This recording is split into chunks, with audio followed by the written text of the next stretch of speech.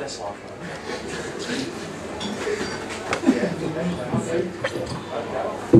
Hello. Hello. Good evening to you, Thomas. Shall we introduce ourselves? I mean, I'm Barry. Hi, Roy. Anybody? Hi, Claire. Sam. Oh, do you know me? Of course. Yeah. Okay. You will get noise later. Now you will get narrative. Some of this is to do with hipsters. People who should just stop, frankly. Just stop, you know. Just grow old gracefully, Nigel. No growing old gracefully, thank you.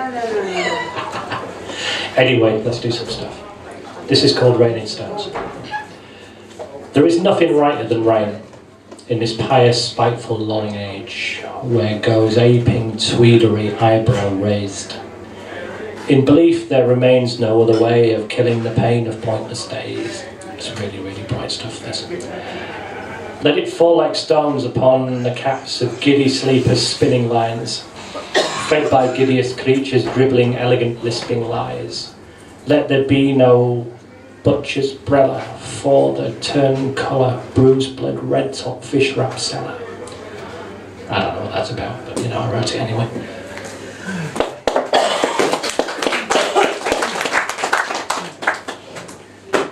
On to more stuff. Right, hipsters, indeed. This is beyond retro. There are certain districts in the big bag city where dead-eyed cynicism meets misty-eyed nostalgia via the internet and does it in the middle of the road.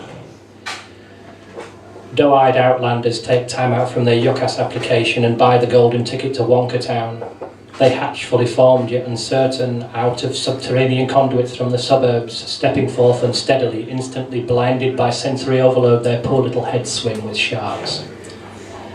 Their flesh is pressed immediately with cheap paper, sullying all it touches with the imprint of the already forgotten. Sharp ID numbers throw seductions on the air like pollen seeking its mark to the strains of the voice of the beehive. That's a fine hat, sir, we have many like it. And so does the next place and the one after that. Identical individuality is easy when you don't know how. Sucked into the Brownian soup of countless clashing resurrectionists, the only way to neutralise temptation is to yield to it. To be drawn into the epicentre of the anti-beige, the movement marked by the sign of chaos, their necks ache from the constant stress of looking over their shoulder enviously at the past. A past always conveniently soft-focused and beyond their reach, consisting of the memories of their parents. A non-collective defined by negativity. It does not know what it is, but it knows what it is not. Roll up for the steampunk pick and mix. Harris tweed draped over a lycra body stocking is perfectly acceptable in a world where the height of fashion can be cut by a butcher. But it is not at the extremes that the damage was done. Once the label became bigger than the garment, the march of sartorial history was over. Swoosh wear by day, Barbie and Ken by night. It has not been possible to guess the era of a television docudrama by the style of dress since 1990. It's little wonder that the last of the boulevardiers have buried their wardrobes in several different decades at once, since all culture began to happen simultaneously. They became refugees slipping down the blind alleys of nicedom, hiding from a storm that never passed. But memento caveat emptor. Once the sequined Sex Pistols t-shirts in Primark, the slip on this lifestyle is starting to show. Peroxide victory rolls and silk seams have become the acceptable face of eccentricity on afternoon game shows. It'll all stop being fun once burlesque performers replace clowns at children's parties. We are all dancing the entropy tango, biting down on the rose so hard it bleeds us. We are giddy on the sound of familiar rhythms that soothe us on the path to assimilation in a new orthodoxy. The wave will crash on the shore, and 10 years from now there will be nostalgia for nostalgia, and we shall twist again like we did one summer. I forget which one, because I wasn't there. Maybe we will even get beyond retro, to where I do not know. Thank you, that was that one.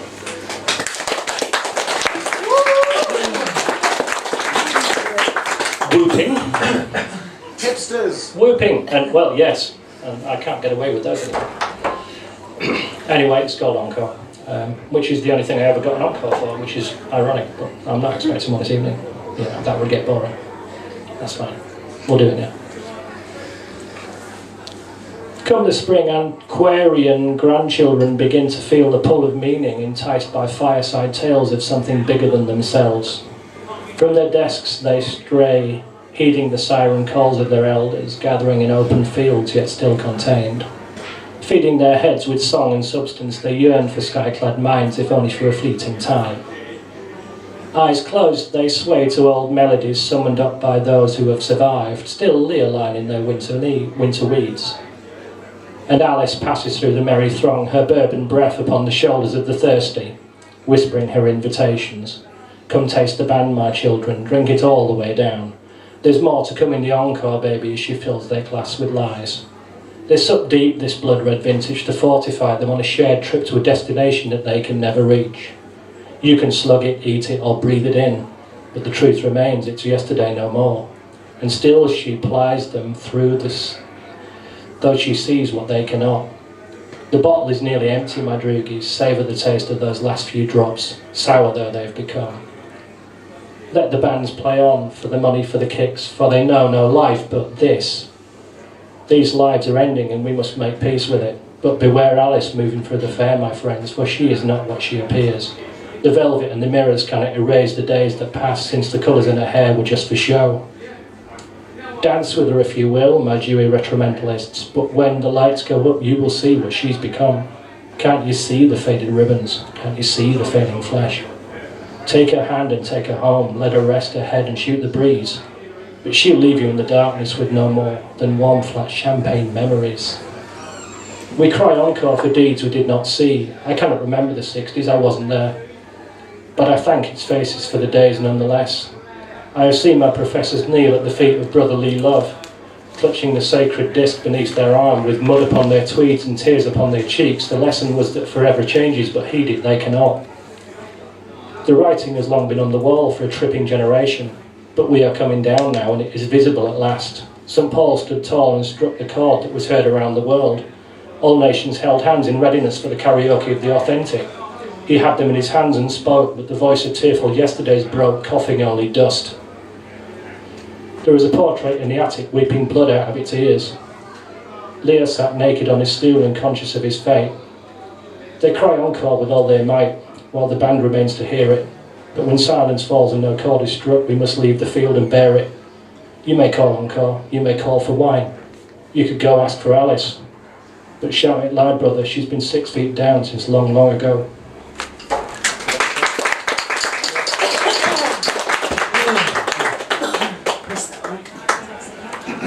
How long we got? How long we got? What are we on? 5? 5? 5. 5. Oh, 5 more? Oh, really? Oh, minutes. Oh, okay.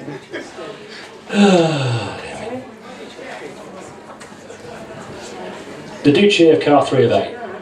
Let's have a bit of anti-racism for a Friday night. Why don't we? Why not? For you there is only this moment, this thing that you do right now, this breath, this opinion you exhale so carelessly. I see you on the train playing with your newspaper, tells it like it is, mate. This editorial weaving its lies so carefully. If I could make this fire you play with real, I would do it, and by those burns you shall be seen.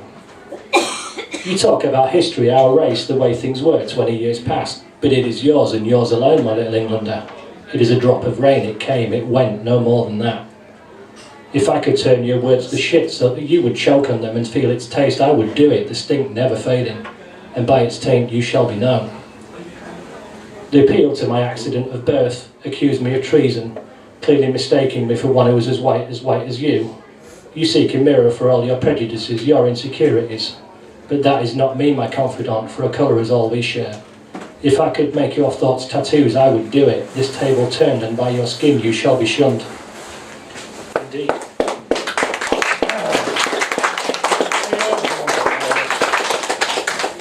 Do sit with that head for a laugh and that'll finish it off and then I can get off here. Why not? Why not? Why not? Just for the hell of it. I'm the place where you live and the place you cannot escape. I am the name of your football team and the name of your cab company that you use. I'm the place that rules you and records your every movement. I'm bricks and concrete and asphalt and paving slabs. I'm the lonely footballer across the road from the co-op, waiting for someone to kick me into the derelict garage full of Budlier. I am the place deep in your heart. I am the whispering memory in the part of you called fear. I am why you cluster around the fire on cold Thursday nights when chicken wrappers blow down the street and tin cans rattle after them in pursuit. Remember the fire, the sticks, the hides, the wolves circling outside. Remember the cave. That is where I was born in you.